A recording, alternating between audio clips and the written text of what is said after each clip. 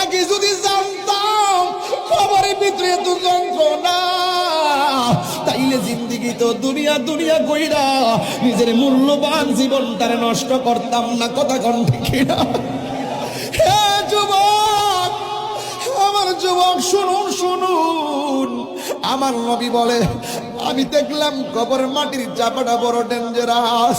কবরের মাটি যখন চাপটা মারবো, বান্দা সহ্য করতে না পাইরা আমার আল্লাহরে ডাক দিয়া বলবো, জবানটা খুইলা কন্যা আল্লাহ, দিলটা নরম করে কন্যা আল্লাহ।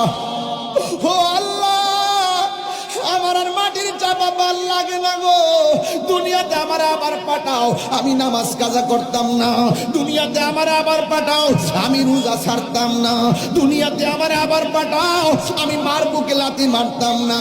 আল্লাহ কয় না না, সুম্মা ইউমীতুকুম সুম্মা ইউহয়ীকুম, আমি আল্লাহ করে জীবন দিছি, আমি আল্লাহ করে মরণ দিমু। প্রথম জীবন দেওয়ার পর আমি আল্লাহ করে মরণ দিছি, কিন্তু এখন যেই জীবনটা কবরে দিছি, এই জীবনের পর আর মরণ হবে না।